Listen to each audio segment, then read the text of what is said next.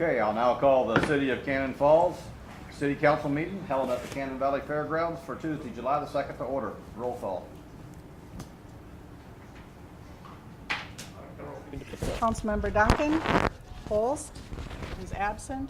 Johnson is absent. Mattson. Here. McCusker. Yeah. Schobloom. Yes. And Mayor Robinson.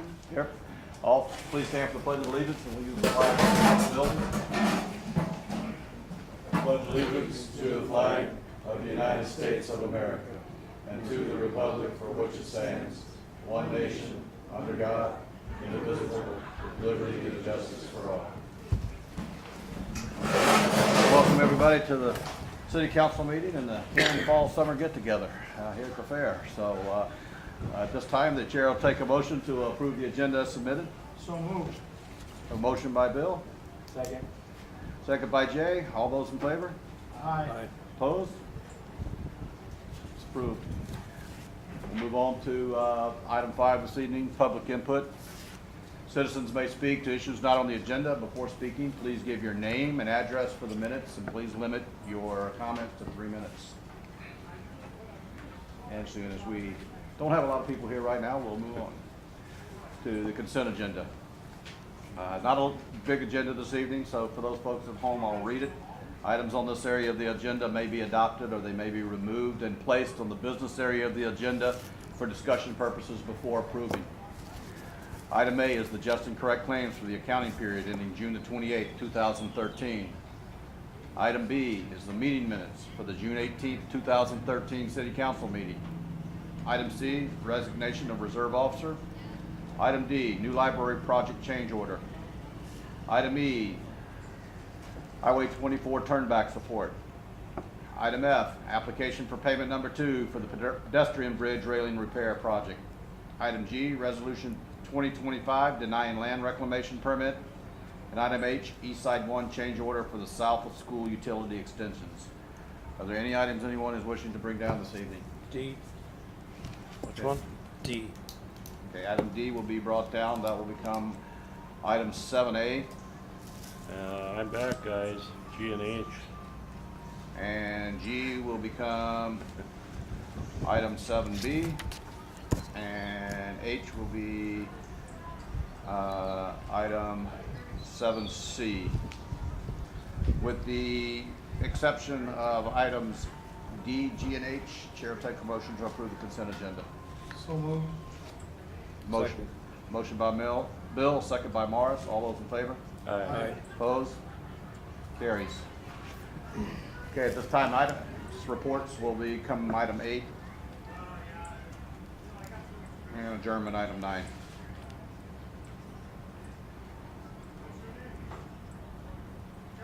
For the agenda. Okay, that moves us on to item 7A, which is the new library project change order. I just got a couple questions. I mean, I know I talked to Aaron, and you said next week they're going to put the drain and go into the storm sewer and stuff like Yep, that. that's Whale on the east side. Why did they put that, first they put the dirt in and then they put the little pad? I think kind of what what I sort of mentioned in the memo was it's going to address some items that were maybe inadvertently left out of the original bid documents, or when they were put in weren't done the way they were supposed to. So it's just kind of a combination of, I think, not exactly fully laying out in the bid what they're supposed to do on that east side, and then the contractor coming in and saying, well, this looks good enough for me, I'm going to do this. And once that happened, we took a look and said, no, this isn't what we were supposed to have done. So that's why we came back and. So we're not gonna get charged for that? No. Okay, now, what about the deal with Dudley's building? Okay, so on that side, the original plan is what it has right now, where there's that dirt there. We were gonna put like some of the plastic lining, do some rocks, some shrubs, maybe something like that. Since the project came in pretty close at, actually under budget in some areas, the thought was it would be much better on that side to cement it over. Take care of hopefully any drainage issues that might come up. We can slant the cement, allow for the right drainage, and then we also have to maintain it either. It's just going to be done. Mike, I know one day we were out there with Dudley had me come over and look at it was the goings on, so to speak. Number one was the issue you spoke of first about the drain on the southeast corner. I don't know who was in charge of doing that, but that was just like a really bad idea. They went through all that work, put the concrete in, and they could have just hooked it right up to the storm sewer and been done with it. It wasn't a day later when we got the rain and the water came over and so did the dirt. Or you and who else were out there one day and he said, oh no, it's gonna be done in early spring or something, you know, Yeah, but. quite obviously must have been getting water in the library. I don't know where else it was going.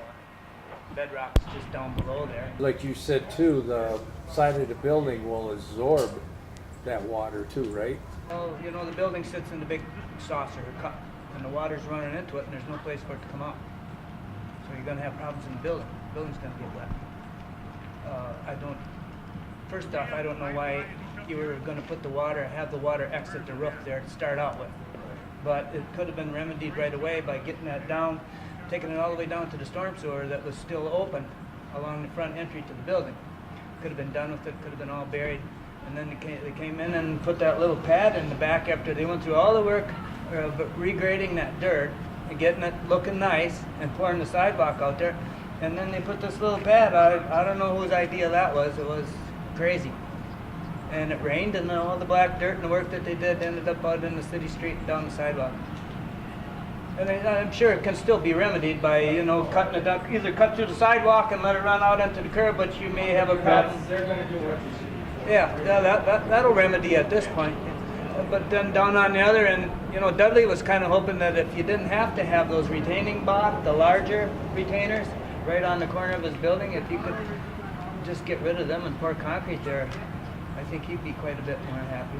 That might be something we can look at, because it's been discussed a little bit, is that those retaining wall on the side, when we take a look at the actual concrete work, if it's easier just to remove those blocks and slope it, we can do that.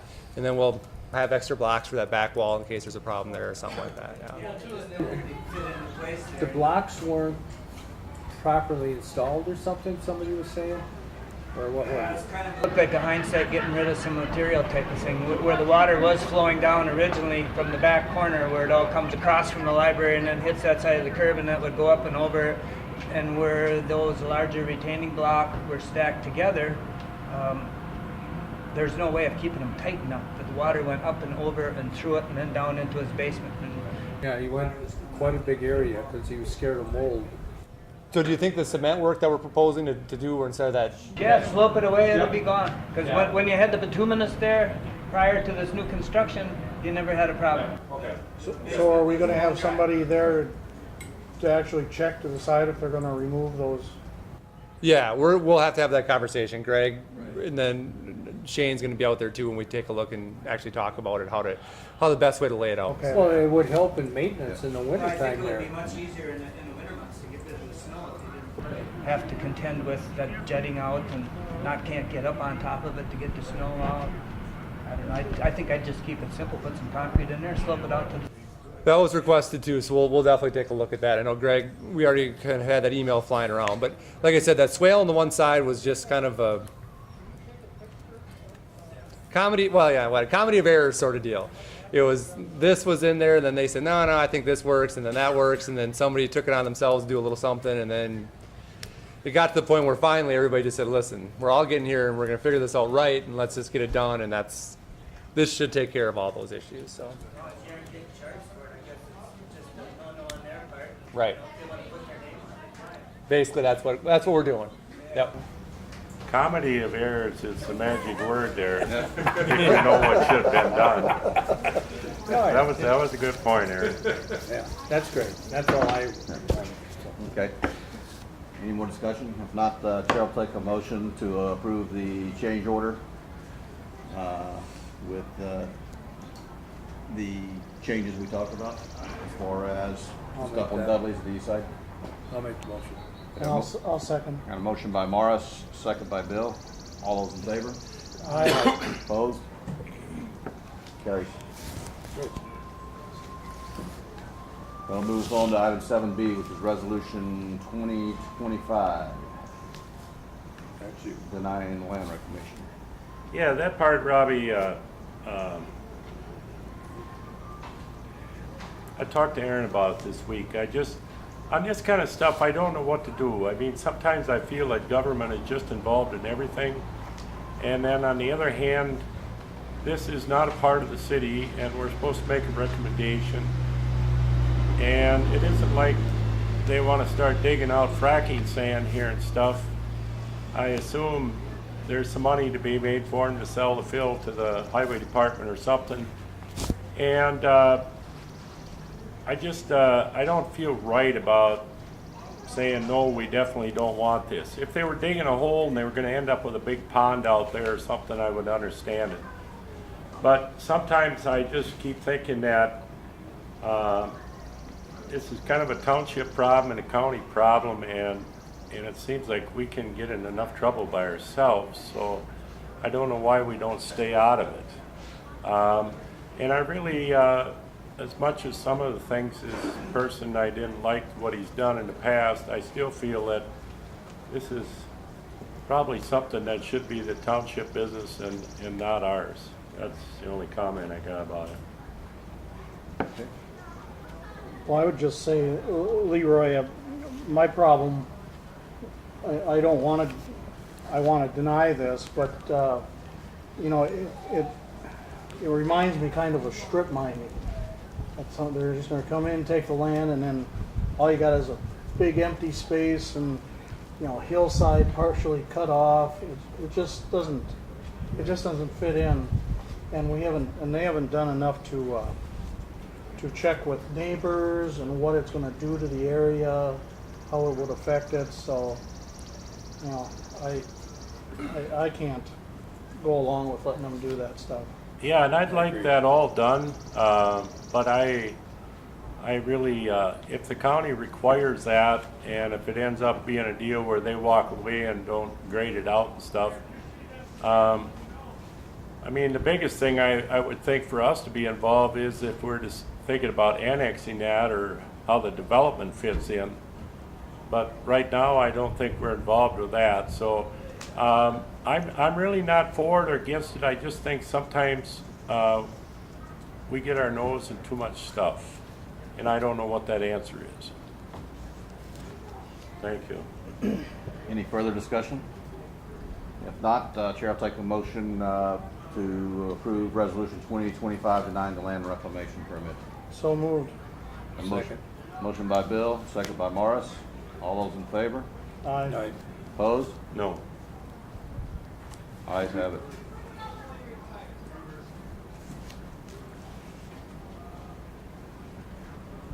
That'll bring us to item 7C, the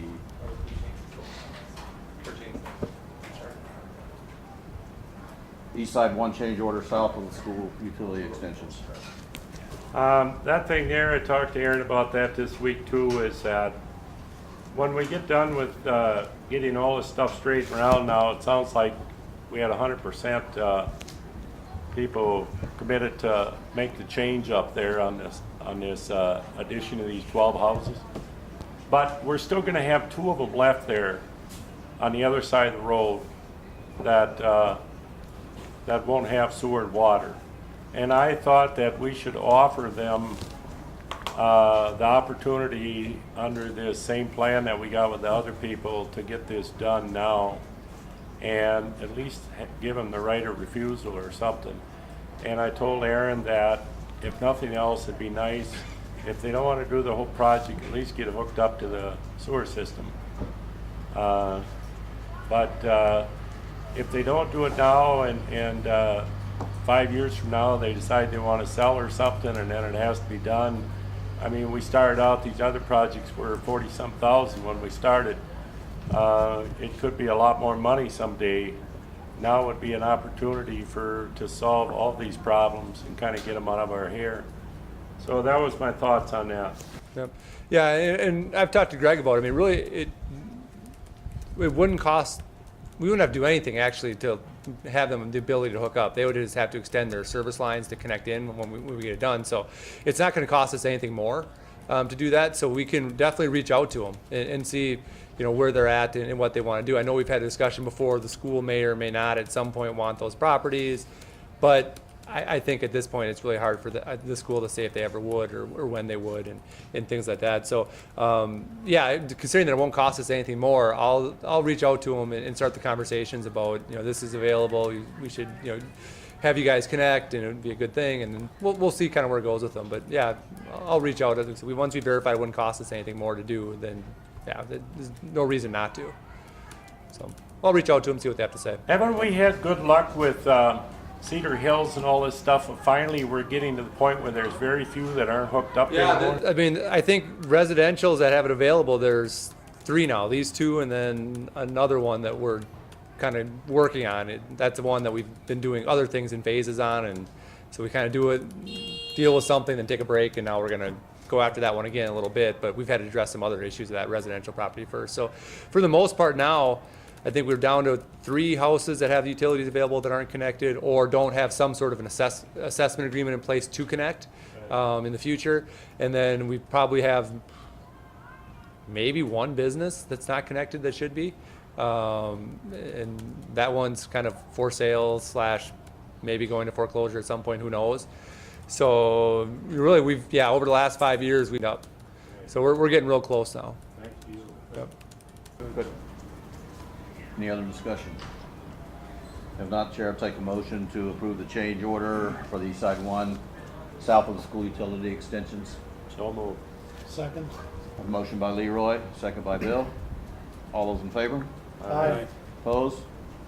Carries. That brings us to item 8, reports. Mr. Maroney. Nothing tonight, thank you. Okay. Brenda? Chief? Fair week, obviously. We're here at the fair. Always able to grasp the obvious. But the parade will be in 2 days, 11:30 on Thursday.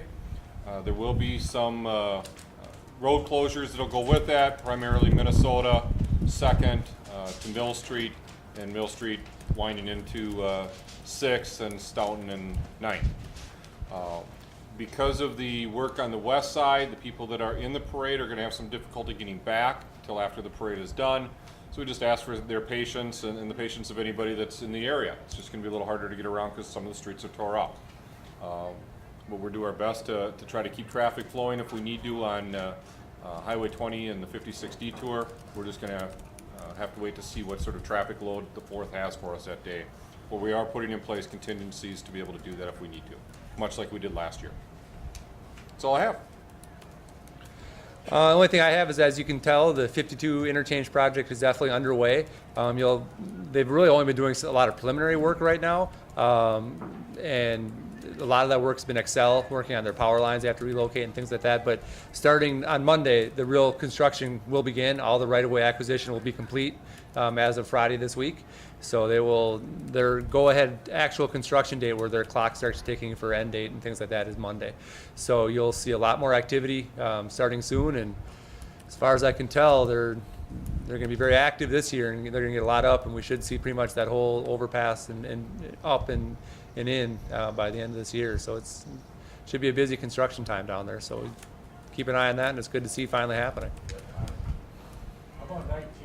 Is that going to start now after the 4th? Should be, is it after the 4th or is it? Yeah, I think it's the beginning of August.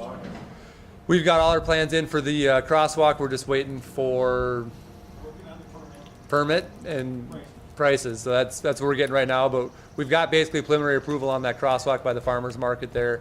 And we'll get that back. Hopefully next council meeting, fingers crossed, if MnDOT gets back to us, and we can get the council to sign off on that and get that moving forward. So